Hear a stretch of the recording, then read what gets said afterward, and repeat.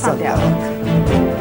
සියලු සමීක්ෂණ වාර්තාවලින් නැවතත් තහවුරු කරන ශ්‍රී ලංකාවේ අංක 1 ප්‍රවෘත්ති ප්‍රකාශය. පැත්තගත් ඇත්ත කියන හිරු සවස 6:55 ප්‍රධාන ප්‍රවෘත්ති ප්‍රකාශය සමගින් මම අනුරුද්ධ රත්නායක. මම ශශිකලා කඩබඩාරච්චි. ප්‍රථමයෙන් ප්‍රවෘත්ති සිරස්තල.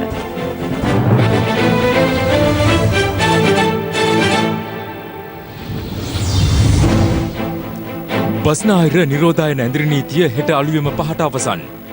දිස්ත්‍රික්ක 5ක ප්‍රදේශ රැසක් හුදකලා කෙරේ. හෙට සිට බස්නාහිරත් බස් දුම්රිය දහවනයේ අත්‍යවශ්‍ය කාර්ය මණ්ඩල පමණක් සේවයට කැඳවන්නයි රාජ්‍ය ආයතනවලට උපදෙස්. මිනුවන්ගොඩ සහ පෑලියගොඩ කොවිඩ් පොකුර දසදහස පනී. වැලිකඩ බන්ධනාගාරයේ තවත් රැඳවියන් 72 දෙනෙකුටත් කොවිඩ්.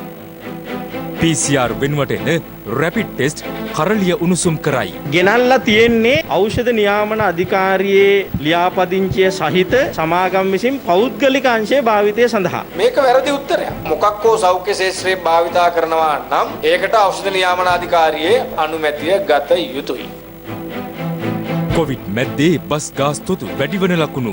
සුළු ගාස්තු සංශෝධනයක් අපි කරන්න බලාපොරොත්තු වෙනවා. ඒක කීයද කියලා අපි අඟහරුවාදට ප්‍රකාශ කරන්න බලාපොරොත්තු වෙනවා.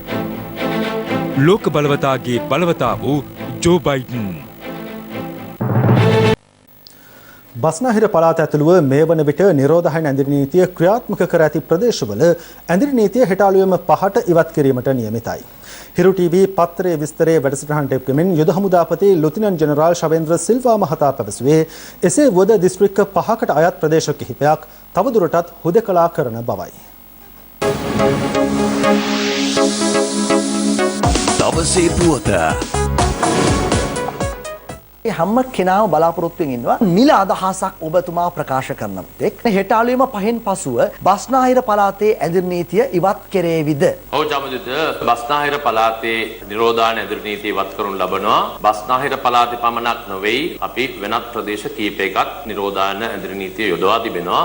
ඒවත් ඉවත් කරන්න කටයුතු කරනවා. හෙට නිරෝධායන ඇඳිරි නීතිය ඉවත් කරාට ප්‍රදේශ කීපයක් තිබෙනවා අපි බස්නාහිර පළාත ඇතුළුව නිරෝධායන ඇඳිරි නීතිය ඉවත් කරත් හුදකලාවකට ලක් කිරීමට කටයුතු කරනු ලබනවා. ඒ අනුව කොළඹ දිස්ත්‍රික්කයේ මට්ටක්කුලිය, මෝදර, බ්ලූමැන්ඩල්, කොටහේන, ග්‍රෑන්ඩ් පාස්, වෙරළබඩ, ආදුරුප්පු වීදිය, මාලිගාවත්ත, දෙමටගොඩ, වැල්ලම්පිටිය, බොරැල්ල සහ කෙසෙල්වත්ත යන පොලිස් වසම් හුදකලා කලාප ලෙස ප්‍රකාශයට පත් කර තිබෙනවා. එමෙන්ම ගම්පහ දිස්ත්‍රික්කයට අයත් වත්තල, පෑලියගොඩ, කඩවත, රාගම, මීගමුව, පමුණුගම, ජාඇල සහ සපුගස්කන්ධ යන පොලිස් බල ප්‍රදේශද පවතින්නේ හුදකලා ප්‍රදේශ ලෙසයි. කළුතර දිස්ත්‍රික්කයේ හොරණ, ඉංගිරිය යන පොලිස් වසම් මෙන්ම වැකඩ බටහිර ග්‍රාම නිලධාරී වසමත්, කුරුණෑගල දිස්ත්‍රික්කයේ කුරුණෑගල නගර සීමාව සහ කුලියාපිටිය පොලිස් වසමත්, කෑගල්ල දිස්ත්‍රික්කයේ මාවනැල්ල සහ රුවන්වැල්ල යන පොලිස් වසම්ද හුදකලා ප්‍රදේශ ලෙස නම් කර තිබෙනවා. ඒ අනුව ඒ පොලිස් වසම් 22 කටයුතු ඒ ඇඳිරි නීති ඉවත් කරන ලද සෙසු ප්‍රදේශවල කටයුතු වලට වෙනස් ආකාරයෙන් තමයි සිදු වෙන්නේ. ඒ ප්‍රදේශවල ඉන්න මහජනතාවට දැඩි අධීක්ෂණයකට ක්‍රියාත්මක වෙනවා. ඒ තමන්ගේ බල ප්‍රදේශය තුල කටයුතු කරගන්න අවස්ථාව ලැබුණොත් එයාට කිසිම හේතුවක් නිසාවත් ඒ හුදකලා කරපු ප්‍රදේශ වලින් එළියට එන්න හැකියාවක් ලැබෙන්නේ නැහැ. ඒ වගේම දුම්රිය හෝ බස් රථ හෝ කිසිම සේවාවක් ඒ ප්‍රදේශවලට සාමාන්‍ය විදිහට ගමන් කරන්නේ අනිකුත් බස්නාහිර පළාත ප්‍රදේශවල ඇඳිරි නීති ඉවත් කරයින් පස්සේ සාමාන්‍ය ලෙස කටයුතු කළ හැකි වුවත් සෞඛ්‍ය අමාත්‍යාංශය විසින් ඊයේ දවසේ ප්‍රකාශයට පත් කරව මාර්ග උපදේශයන් වල කරුණු 52ක් තියෙනවා. ඒ 52ට අනුකූලව තමයි කටයුතු කරන්න ඕනේ. පොලිසියට අත්අඩංගුවට අරන් උසාවි දාන අවකාශයක් ඇති කරන්න එපා. මේ නීතිය ඔබතුමන්ලාගේම යහපත සඳහා හදලා තියෙන නීතියක් හින්දා නීතියට අනුකූලව හැසිරෙන්න කියන කාරණාව. එසේම COVID-19 පැතිරීම සම්බන්ධයෙන් කොළඹ මහල් නිවාස සංකීර්ණ කිහිපයක් දැඩි අවදානමක් සහිත ස්ථාන ලෙස හඳුනාගෙන තිබෙනවා. මෙත්සඳ සෙවන, මිහිජය සෙවන, මෝදර රන්මින සෙවන, දෙමටගොඩ සිරිසඳ උයන සහ මාලිගාවත්ත NHS නිවාස සංකීර්ණය මෙලෙස හඳුනාගෙන ඇති අතර සෞඛ්‍ය නිලධාරීන් දැනුම් දෙන්නේ ජනතාවට නිවෙස් ඒකක අතර ගමන් කිරීමෙන් වැළකී නිවෙස් තුළම රැඳී සිටින ලෙසයි. ඒවායේ වෙසෙන ජනතාව දැනුවත් කිරීම සඳහාද බස්නාහිර පළාත බහර ජ්‍යෙෂ්ඨ නියෝජ්‍ය පොලිස්පති දේශබන්දු තෙන්නකෝන් මහතා අද මෙලෙස කටයුතු කළා. ඕගොල්ලන්ට ඒ දවස්වල ගන්න අවශ්‍ය කරන ආහාර, ද්‍රව්‍ය, අඩංගු මල්ල ඕගොල්ලන්ගේ නිවෙස් වලට ට්‍රාන්ස්ෆර් කරලා ගෙනල්ලා රුපියල් 10000ක් ගන්න පාරිභෝගික ද්‍රව්‍යයේ මල්ල තියෙනවා. ස්වේච්ඡා සේවකයෝ ඉන්නවා හැම තට්ටුවකටම 300ක් දාලා. ඒ හින්දා මොනවා හරි ප්‍රශ්න තිබ්බොත් මේගොල්ලන්ට කිව්වහම අපිට මෙන්න මේ ප්‍රශ්න තියෙනවා කියලා මේගොල්ලෝ පොලිසිය මහතුරු කිව්වහම ඉතාලම ඉක්මනින් අවශ්‍ය ක්‍රියාමාර්ග ගන්නවා. දවස් 7යි ඉවසන්න තියෙන්නේ. දවස් 7 අපි ඉවසලා හිටියොත් හරියට පරිස්සමෙන් අපිට පුළුවන් මේ වෛරසය පරාජය කරගන්න. මහල් නිවාස ආශ්‍රිත ජනතාවගේ අවශ්‍යතා සොයා බැලීම සඳහා පත් කර ඇති ස්වේච්ඡා සේවකින්ද ජ්‍යෙෂ්ඨ නියෝජ්‍ය පොලිස්පතිවරයා විසින් එහිදී දැනුවත් කෙරුණා. දවසේ රුපියල් 1150 කියනවා. දවස් 7 අවසානයේදී සල්ලි දෙනවා. හැබැයි පුතෝ ජොබ් එක හරියට කරන්න ඕන වෙලිවල. එහෙමත් ඕකත් අරගෙන ඕගොල්ලොත් කිසු කෙලින්ද මා කච්චියත් එක ඉතුරු කරගන්න. හරිද? තමන්ගේ ෆ්ලෝ එකේ මේ ගෙදර ඉන්න මිනිස්සු එහා ගෙදරට යන්න එපා. මේ අගුළු දැමූ එම නැත්නම් හුදෙකලා කළ පොලිස් බල ප්‍රදේශවල සිටිනෝන යම් ආයතනයක සේවකීන් ඒ සේවකීන්ට දැනටමත් අපිට වාර්තා වෙලා තියෙනවා විවිධ ආකාරයෙන් දැනුම් දීම් බලකිරීම කරන බවට සේවයට වාර්තා කරන ලෙසට. නමුත් සෞඛ්‍ය බලධාරීන් පවසන්නේ මේ ප්‍රදේශ අවදානම් කලාප හැටියට ඒ නිසා හුදෙකලා කර ඇති ප්‍රදේශවල සිටින ඔබගේ ආයතනයේ සේවක සේවිකාවන් ඉන්නවා නම් ඒ ආකාරයටම නිවෙස්වල රැඳී සිටින්නට ඉඩ දෙන්න. අදාළ හුදෙකලා කළ ප්‍රදේශයේ වාහන නවතා තැබීමට නැත්නම් මගින් ලබා ගැනීමට බැස්සවීමට හැකියාවක් ලැබෙන්නේ මාර්ගය හරහා නොනවත්වා ධාවනය කළ යුතුයි. දුම්රිය බස් රථ වැනි පොදු ප්‍රවාහන සේවාවන් ගමන් කරනවා නම් එවැනි සියලු සේවාත් මෙම ප්‍රදේශවල ඇති නැවතුම් පොළවල නැවැත්වීමෙන් වැළකී යුතුයි. හුදෙකලා කරන ලද ප්‍රදේශවල ගර්භණී මාතාවක් එමත් නැත්නම් හෘද රෝගයකට වෙනත් ආකාරයේ රෝගයකට ප්‍රතිකාර ලබන අය ඉන්නවා නම් හදිසි ප්‍රතිකාරයක් සඳහා බලපත්‍ර ලබා ගැනීමකින් තොරව ඔවුන්ට ළඟම තියෙන රෝහලට ගමන් කිරීමට හැකියාව ලැබෙනවා. කෙසේ වෙතත් තීරණය කර තිබෙනවා මේ ප්‍රදේශවල අත්‍යවශ්‍ය සේවාවන් පවත්වාගෙන යාමට ඩිලිවරි සේවා සඳහා අනුමැතිය ලබා දීමට මෙම හුදෙකලා කරන ලද ප්‍රදේශවල තියෙන ආහාර සපයන ස්ථාන ඒ වගේම සුපිරි වෙළඳසැල් අනිකුත් ෆාමසි වලට එම හුදෙකලා කරන ලද ප්‍රදේශය තුල ඩිලිවරි සේවා හැටියට ලබා දෙන්න පුළුවන්. නමුත් වෙළඳසැල් විවෘත කිරීමක් සිදු වෙන්නට බෑ. ඒ වගේම හෙට දිනේදී බස්නාහිර පළාතට පිවිසෙන අධිවේගී මාර්ග විවෘත වෙනවා. අනිකුත් පිවිසුම් විවෘත වෙනවා. නමුත් මේ පිවිසුම් වල පොලිස් නිලධාරීන් අපි රඳවලා තියෙනවා. යම් අධීක්ෂණයකට ලක් කරනු ලබනවා. හුදෙකලා කරන ප්‍රදේශයකදී යම් කෙනෙක් ඇතුළු වුණොත් ඒ වගේම එයින් පිට වුණොත් ඒ අය නිරෝධායනයට ලක් කර ඉන්පසුව අපරාධ නීතිය යටතේ කටයුතු කිරීමට අපි බලාපොරොත්තු වෙනවා. බස්නාහිර පළාතට නිරෝධායන ඇඳිරි නීතිය හෙට ඉවත් කෙරුණද රාජ්‍ය ආයතනවල සේවයට කැඳවිය යුත්තේ අත්‍යවශ්‍ය අවම කාර්ය මණ්ඩලයක් පමණක් බව රාජ්‍ය සේවා පළාත් සභා හා පළාත් පාලන අමාත්‍යාංශය නිවේදනය කරනවා. මේ අතර හෙට සිට බස්නාහිර පළාත තුළ ප්‍රවාහන කටයුතුද යලි ආරම්භ කෙරෙනවා. නිරෝධායන ඇඳිරි නීතිය ඉවත් කිරීමෙන් අනතුරුව හෙට සිට ප්‍රවාහන කටයුතු ක්‍රියාත්මක කරන ආකාරය සම්බන්ධයෙන් ඒ පාර්ශ්වවලින් අප විමසීමක් කළා. හෙට දින කෙටි සේවා මෙන්ම දුර සේවා බස් රථත් අපි ආරම්භ කරනවා. ඇඳිරි නීතිය පැවැත්ති ප්‍රදේශවල පෙරවරු 5ට ඇඳිරි නීතිය ඉවත් කිරීමත් සමගම පෙරවරු 6 පමණ වෙයි බස් රථ ආරම්භ කිරීමට අපේ සේවකයන්ගේ පැමිණිය යුතු නිසා ආසනගත මගින් පමණක් අපි ප්‍රවාහනය සඳහා තමයි උපදෙස් ලබා දීලා තියෙන්නේ. අධිවේගී මාර්ගයත් හෙට පෙරවරු 5න් පසුව කඩවත පර්යන්තය හැර සියලුම ගමනාන්ත වලින් අධිවේගී මාර්ගයේ බස් රථ පැමිණෙන යලිම කොළඹ සිටත් සුඛෝපභෝගී බස් රථ ධාවනය කරනවා. අපි සංගමයේ විදියට බස් රථ හිමිකරුවන්ට අපි දැනුම් දීලා තියෙනවා ආරක්ෂිත ක්‍රමවේදයක් අනුගමනය කරමින් පමණයි බස් රථ ධාවනය කරන්න සුදුසු කියලා. ඒ නිසා බහුතර බස් රථ සංඛ්‍යාවක් හෙට දිනේ ධාවනය කරන්න කටයුතු කරන්නේ නැහැ. අපි යෝජනා කරා බස් රථයේ ආසන සංඛ්‍යාවෙන් හරි අඩක් තමයි මගින් ගෙනියන්න ඕන. ඒ වගේම අපි යෝජනා කරා ඒ බස් රථවල අර්ධ සුභෝභෝගී ගාසුව. නමුත් ජාතික ගමනාගමන කොමිසම සභාවත් ප්‍රවාහන අමාත්‍යාංශයත් මේ වනකම්ම මේ සඳහා අනුමැතිය ලබා දෙන කටයුතු කරගෙන ඉතාමත් අවාසනාවන්ත තත්ත්වයක්. මේ අතර ප්‍රවාහන කටයුතු සිදු කරන ආකාරය සම්බන්ධයෙන් බස්නාහිර පළාත බහර නියෝජ්‍ය පොලිස්පති කාර්යාලයේ පැවති සාකච්ඡාවකින් අනතුරුව සමස්ත ලංකා පෞද්ගලික බස් හිමියන්ගේ සංගමයේ සභාපති අංජන ප්‍රියන්ජිත් මහතා මෙලෙස අදහස් පළ කළා.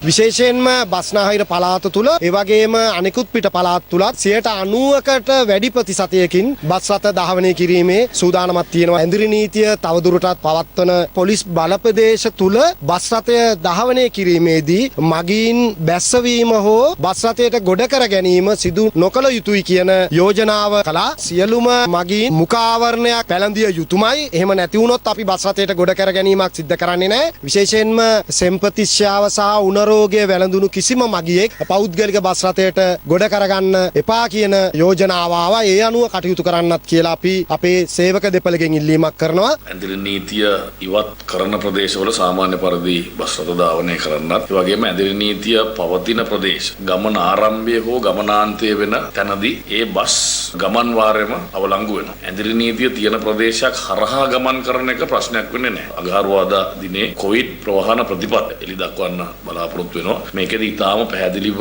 අපි සඳහන් කරන්න බලාපොරොත්තු වෙනවා බස් රථ හිමියන්, ඒ වගේම මගීන්, ඒ වගේම රියදුරු කොන්දොස්තර මහතුරුන් අනුගමනය කළ යුතු ආරක්ෂිත ක්‍රියාමාර්ග මොනවද කියන එක දැනටත් දැනුම් දීලා තියෙන ක්‍රියාමාර්ග වලට අමතරව බස්සේ දොරවල් දෙකේම සැනිටයිසර් බෝතල් සවි කිරීම, මගීන් QR කෝඩ් මගින් මේ අය ලියාපදිංචි කිරීම, ඒ වගේ ප්‍රතිපත්ති කීපයක්. සාමාන්‍ය ගාස්තු වල වෙනසක් වෙන්නේ නැහැ. සාමාන්‍ය ගාස්තු කියන්නේ ඉඳගෙන සහ හිටගෙන. නමුත් දැනට සාමාන්‍ය ක්‍රමවේදයට ප්‍රවාහනය කරන්න අපි අවසර දෙන්නේ. දෙවනි ක්‍රමවේදයට, ඒ කියන්නේ ආසන ගානට ප්‍රවාහනය කිරීමට සහ නැත්නම් එක ආසනකට එක්කෙනෙක් බැගින් ප්‍රවාහනය කිරීම සඳහා සුළු ගාස්තු සංශෝධනයක් අපි කරන්න බලාපොරොත්තු වෙනවා. ඒවා කීයද කියලා අපි අඟහරුවාදට ප්‍රකාශ කරන්න බලාපොරොත්තු වෙනවා. හෙට සිට දෛනිකව දුම්රිය ගමන් වාර 136ක් බැගින් ක්‍රියාත්මක කරන බව දුම්රිය දෙපාර්තමේන්තුව පවසනවා.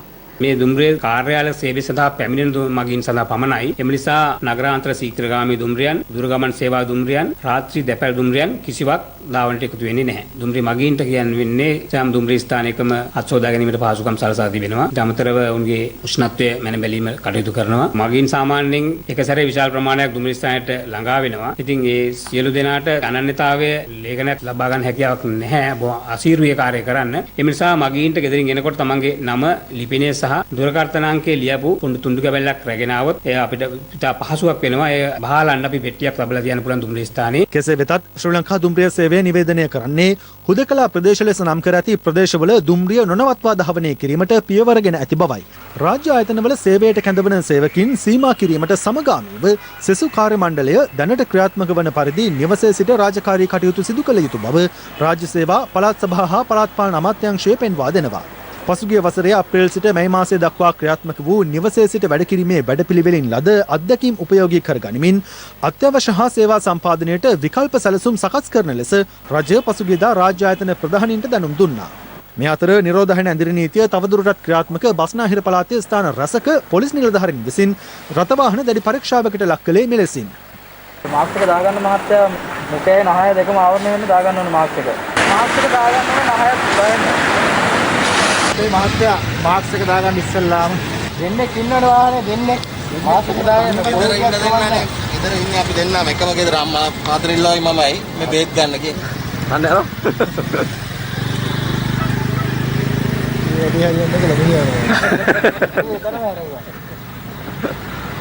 ඇඳිරි නීතිය ක්‍රියාත්මක වෙද්දී මොරටුව නගරයේ විවෘත කර තිබූ එළවලු මාළු වෙළඳසැල් වසා දැමීමට පියවරගත් මොරටුව පොලිස් නිලධාරීන් නිරෝධායන නීති උල්ලංඝනය කිරීම යටතේ ව්‍යාපාරිකයින් 5 දෙනෙකුට එරෙහිව නීතිමය ක්‍රියාමාර්ග ගැනීමටද කටයුතු කළා.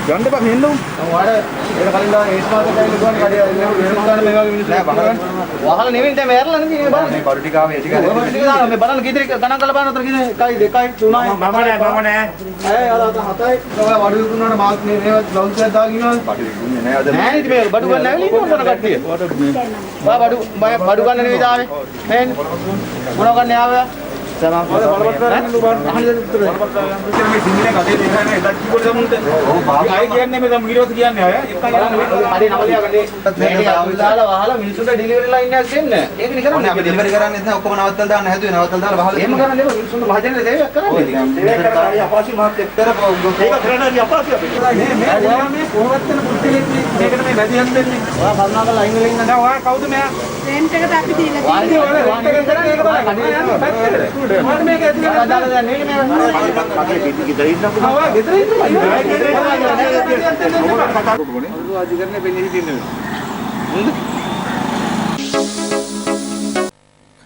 තවත් COVID-19 ආසාදිතින් 283 දෙනෙකු අද වාර්තා වුණා. ඔවුන් සියලු දෙනාම ආසාදිතින්ගේ ආශ්‍රිතයින් බවයි යුද හමුදාපති ලුතිනන්ට් ජෙනරාල් ශවේන්ද්‍ර සිල්වා මහතා ප්‍රකාශ කළේ. ඒ අනුව මිනුවන්ගොඩ සහ පෑලියගොඩ කොවිඩ් පොකුර දසදහසේ සීමාව ඉක්මවා ගියා. මේ අතර මෙරට කොවිඩ් ආසාදිතව සුවය ලැබූ සංඛ්‍යාවත් අද 8000 සීමාව පසු කළා.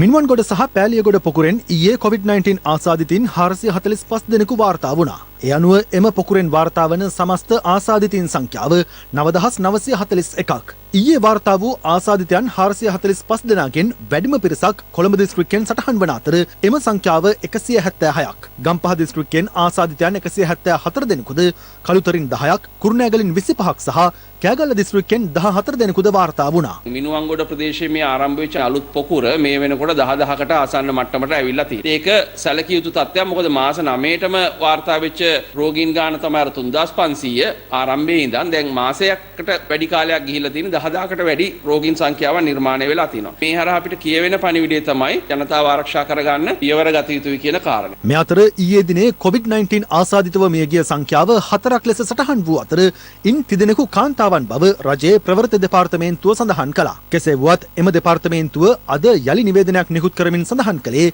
ගණේමුල්ල ප්‍රදේශයේදී මියගොස් ඇත්තේ 88 හැවිරිදි කාන්තාවක් නොව පිරිමි පුද්ගලයෙකු බවට සෞඛ්‍ය සේවා අධ්‍යක්ෂ ජෙනරාල්වරයා නිවැරදි කර ඇති බවයි. ඊයේ දවස්වලත් මරණ දෙකක් ගෙවල් වල සිදුවීමේ තත්ත්වයට යටතේ මේ මරණ සමාලෝචනයක් සිදු කළ යුතුයි. මරණ අතර එකිනෙකට සම්බන්ධයක් තියෙනවද? එතකොට පෑලියගොඩ මිනුවන්ගොඩ පොකුරත් එක්ක ඍජු සම්බන්ධයක් මේ මරණවල තියෙනවද? මේ එකක්වත් මේ දක්වා පැහැදිලි වෙලා නැහැ. ඒ නිසා සෞඛ්‍ය අමාත්‍යාංශයට අපි තාම ඕනෑකමින් කියනවා එළමෙන සතිය වෙනකොට මේකට අවශ්‍ය කරන යාන්ත්‍රණය හදන්න. එහෙම නැති වුණොත් එහෙම මේ සිද්ධ වෙන මරණවල වගකීම් සෞඛ්‍ය අමාත්‍යාංශය බාරගත යුතුයි. ජාඇල, වත්තල, පෑලියගොඩ, මහර, ගම්පහ ප්‍රදේශවල පදිංචි කොවිඩ් රෝග ලක්ෂණ පෙන්නුම් කළ 90 දෙනෙකු වැලිසර නවලෝක ක්‍රීඩාංගණයේ සිට කහවත්ත සහ බිංගිරිය රෝහල් වලට යැවීමට කටයුතු කෙරුණේ මෙලෙසින්.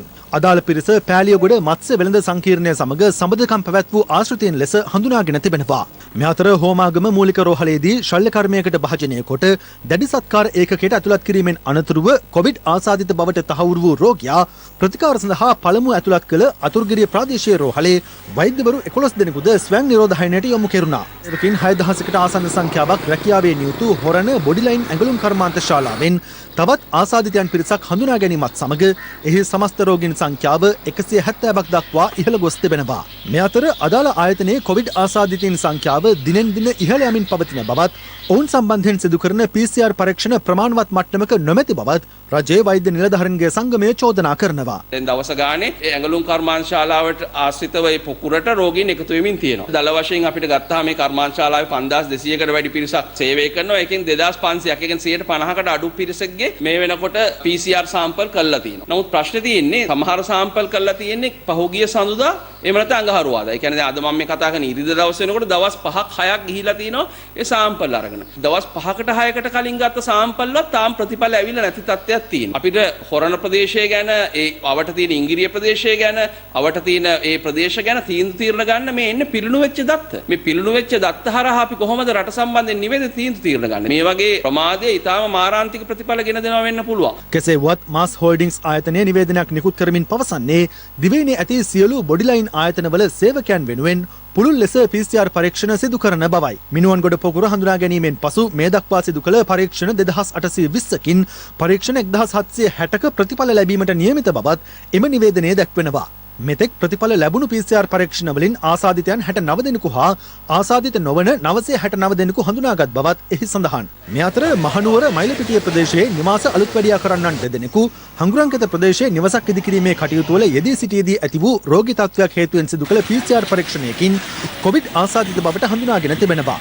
ඒ අනුව ඔවුන් දෙදෙනා තෙල්දිනිය රෝහලට යොමු කිරීමට ප්‍රදේශයේ සෞඛ්‍ය වෛද්‍ය නිලධාරී කටයුතු කර ඇති අතර ආශ්‍රිතයින් 20 දෙනෙකු පමණද නිරෝධායනය සඳහා යොමු කෙරුණා. කොළඹ වරායේ සේවය කළ 22 හැවිරිදි තරුණයෙකු කොවිඩ් ආසාදිත බවට තහවුරු වී ඇති අතර ඔහු කොළඹ සිට ආනමඩුව ප්‍රදේශයට පැමිණ ස්ථාන රැසකම සංචාරණය කර ඇති බවට අනාවරණ වී තිබෙනවා. මේ හේතුවෙන් ඔහු ගමන්ගත් ආනමඩුව සතොස ආයතන ඇතුළු ස්ථාන කිහිපයක් විෂ බීජ හරණය කර ඇති අතර සතොස ආයතනයේ සේවකයන් 90 දෙනෙකු සහ ඔහුගේ නිවසේ පදිංචි පිරිස ස්වයං නිරෝධායනයට යොමු කිරීමට පියවර ඩෙංගු රෝගය වැළඳී මේගමුව දිස්ත්‍රික් මහරෝහලට ඇතුළත් කෙරුණු පුද්ගලයෙකු කොවිඩ් ආසාදිතයෙකු ලෙස හඳුනාගෙන තිබෙනවා. ඒ අනුව ඔහු කොළඹ IDH රෝහල වෙත මාරු කර යැවීමට පියවර ගැනුණා. මේ අතර අනුරාධපුර පූජා නගරයෙන් කොවිඩ් ආසාදිත යාචකයෙකු වාර්තා වීමත් සමග ප්‍රදේශයේ සියලු යාචකයින් PCR පරීක්ෂණ සඳහා යොමු කර තිබෙනවා. ලංකාවේ කොවිඩ් පැතිරලා තියෙන ආකාරය පිළිබඳව අධ්‍යයනය කරලා මෙය කොවිඩ් පැතිරීමේ තුන්වන අදියරේ බව ඒ පිළිබඳව විශේෂඥයින් අදහස් ප්‍රකාශ කරලා තියෙනවා. මෙය හතරවෙනි අදියරට යනවද නැද්ද කියන එක තීරණය වෙන්නේ ඔබ මම මේ සමාජයේ හැසිරෙන ආකාරය මත. මේ අතර දින 14ක නිරෝධායන කාල සීමාවෙන් පසුව බාහිර සමාජය හා සම්බන්ධකම් පවත්වන පුද්ගලයෙකුගෙන් කොවිඩ් වෛරසය තවත් පුද්ගලයෙකුට ආසාදනය විය හැකි බවට පළවන වාර්තා සම්බන්ධයෙන් වසංගත රෝග විද්‍යාඥ විශේෂඥ වෛද්‍ය සුදත් සමරවීර මහතා මෙලෙස ප්‍රතිචාර දැක්වුවා. පර්යේෂණ කරපු ඒවා දත්ත අනුව අපිට පැහැදිලි වෙනවා දවස් 10ක් 14ක් ගියාට පස්සේ කෙනෙකුගේ මේ තවත් කෙනෙකුට රෝගය බෝ වෙන්නේ නැහැ. රෝග ලක්ෂණ නැති සහ සුළු රෝග ලක්ෂණ තිබිච්ච අයගේ. ඉතින් ඒ නිසා තමයි අපි ඒගොල්ලන්ව නිවස් වලට නැවත එවන්නේ. ඒ වගේම තමයි දවස් 80 90 ගියාට පස්සේ PCR පරීක්ෂණයක් කරපුවම PCR පරීක්ෂණය පොසිටිව් වෙන අවස්ථාවක් තියෙනවා. ඒ පොසිටිව් වෙන්නේ වෛරස් එකේ තියෙන තවත් කෙනෙකුට සම්ප්‍රේෂණය වෙන්න පුළුවන් වෛරස් නෙවෙයි. අර වෛරස් වල කොටස් නැත්නම් මියගිය වෛරස් වගේ දේවල් තමයි ඒ දකින්නේ. ඉතින් ඒ නිසා PCR පරීක්ෂණය පොසිටිව් වෙච්ච පමණින්ම අපිට කියන්න බෑ ඒ පුද්ගලයාගෙන් තවත් පුද්ගලයෙකුට ඒ රෝගය සම්ප්‍රේෂණය වෙනවා කියලා. ආයුර්වේද ක්‍රමය අනුව COVID-19 වසංගත තත්ත්වය පාලනය කිරීමට ජ්‍යෙෂ්ඨ නියෝජ්‍ය පොලිස්පති දේශබන්දු තෙන්නකෝන් මහතාගේ උපදෙස් පරිදි නව උපකරණයක් නිර්මාණය කිරීමට කොච්චිකඩේ පොලිසිය කටයුතු කර තිබෙනවා. අද මීගමුව කොච්චිකඩේ ප්‍රදේශයෙන් එය අත්හදා බැලීම් සිදු කෙරුණා. COVID-19 වසංගත තත්ත්වය මව්බිමෙන් දුර වේවායි ප්‍රාර්ථනා කරමින් දිවයිනේ දිස්ත්‍රික්ක 25ම කේන්ද්‍ර කරගනිමින් රතන සූත්‍රය දේශනා කිරීමේ වැඩසටහන අද අග්‍රාමාත්‍ය මහින්ද රාජපක්ෂ මහතාගේ ප්‍රධානත්වයෙන් ආරම්භ කෙරුණේ කොළඹ 7 ශ්‍රී සම්බෝධි විහාරස්ථානයේ.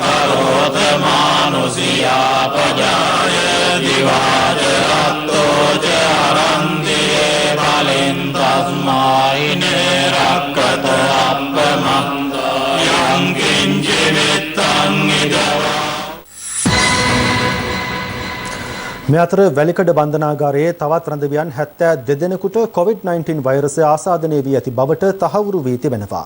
ඉන් 63 දෙනෙකුම කාන්තා රැඳවියන් බවයි වාර්තා වන්නේ. COVID-19 සම්බන්ධයෙන් සිදු කෙරෙන PCR පරීක්ෂණ වෙනුවට ෂණික ප්‍රතිදේහ කට්ටල හෙවත් රැපිඩ් ඇන්ටිජන් ටෙස්ට් කට්ටල තොගයක් මෙරටට ගෙන්වීම සම්බන්ධයෙන් මෙවන විට ආන්දෝලනාත්මක තත්ත්වයක් ඇති වී තිබෙනවා. අද පැවති වැඩසටහනකදී සෞඛ්‍ය අමාත්‍යාංශයේ ලේකම් මේජර් ජෙනරාල් එස්.එච්. මුණසිංහ මහතා ප්‍රකාශ කළේ ෂණික ප්‍රතිදේහ කට්ටලවල සාම්පල පරීක්ෂා කිරීම සිදු කර නොමැති පසුබිමක මෙතෙක් ඒවා මෙරටට ගෙන්වා නොමැති බවයි. කෙසේ වෙතත් විශේෂ රාජ්‍ය අමාත්‍ය චන්න ජයසුමන මහතා සඳහන් කළේ පෞද්ගලික අංශයේ භාවිතය සඳහා පමණක් ෂණික ප්‍රතිදේහ කට්ටල තොගයක් මෙරටට ගෙන්වා ඇති බවයි. වැලියගොඩ මාළු මාකට් එකේ සිද්ධිය ආපු වෙලාවේ වසංගත රෝග විශේෂඥයින් කරපු සමීක්ෂණ වලින් අපිට කිව්වා මේක දරුණු විදියට මෙතනින් පැතිරලා තියෙනවා. දැන් මේක ලොකු අවුට්බ්‍රේක් එකක් විදිහට එන්න යනවා කියලා. ඒ වෙලාවේ මම WHO එකට කතා කරලා මේ ඇන්ටිජන් එක ගැන විමසුවා. මම ඒ වෙලාවේ ඔවුන්ට කිව්වා අපිට දැන් මේක ඕන වෙනවා. ඒකේ හින්දා කරුණා කරලා අපේ රටට මේක ඕඩර් කරලා දෙන්න කියලා. හැබැයි කිව්වා මේක ඕඩර් කරලා ලංකාවට ගෙන්න ගන්න මාසයක් විතර යයි කියලා. ඒ වෙනකොට අපි බැලුවා මේක කොහෙන්ද අපිට වෙන ගෙන්න ගන්න ක්‍රම තියෙන්නේ කියලා. අන්තිම වෙනකොට මං හිතන්නේ ඔක්තෝබර් මාසේ 29 අපි ඖෂධ මිලදී ගැනීමේ රාජ්‍ය අමාත්‍යාංශය හරහා ඖෂධ නීතිගත සංස්ථාවට දැන්නුවා අපිට මේ ඇන්ටිජන් එක ඕන වෙනවා. WHO එකෙන් අපි මේක ඉල්ලලා තියෙනවා. ඒක එන්න කාලයක් ගත වෙනවා. ඊට කලින් අපිට මේකේ යම්කිසි ප්‍රමාණයක් ඕනේ කියලා. ඒ ප්‍රමාණය මම දැන් මේ ලක්ෂයක්. රාජ්‍ය ඖෂධ නීතිගත සංස්ථාවෙන් 29 වෙනිදා ටෙන්ඩර් කෝල් කරලා තිබුණා. ටෙන්ඩර් ඕපන් කරේ මේ මාසේ 2 වෙනිදා. මට දැනගන්න හම්බ වුණා 28ක් හරි 29 දෙනෙක් හරි ආයතන මේකට සහභාගී වෙලා තියෙනවා කියලා. ඒකෙන් WHO එක රෙකග්නයිස් කරපු හඳුනාගත්තේ ප්‍රී ක්වොලිෆයිඩ් සැම්පල් දෙකකුත් තිබුණා. අනිත් ඒවා එහෙම WHO එකෙන් අප්‍රූව් කරපු ඒවා නෙවෙයි. හැබැයි මට දැන්නවා මේක තාක්ෂණික කමිටුවකට යොමු කරලා තියෙනවා කියලා ඔක්තෝබර් 5 වෙනිදා. ඊට පස්සේ ඒගොල්ලෝ මේ සැම්පල් ගෙන්නගෙන චෙක් කරන්න ඕනේ. සමහර අය සැම්පල් ලබා දීලා තියෙනවා. ඒ සැම්පල් චෙක් කරාට පස්සේ තමයි කොයි එකටද මේ ඕඩර් එක දෙන්නේ කියලා තීරණය කරන්නේ. තාම තීරණයක් කළා නෑ ඒක ගැන. හැබැයි අර මගේ නිතර කරපු කරදර කිරීමට WHO එකේ ඩෙල්ලි වල තියෙන රීජනල් ඔෆිස් එකෙන් මට මේ ළඟදී දැන්නවා. ඒගොල්ලෝ ඉන්දියාවෙන් මේක පර්චේස් කරලා මිලයට අරගෙන අපිට ටෙස්ට් කිට් ලක්ෂයක් ලබා දෙනවා කියලා. ඒට පාන්දර එක ලංකාවට එනවා. මම ඊටාම වගකීමෙන් කියනවා මේ වනතෙක් රජය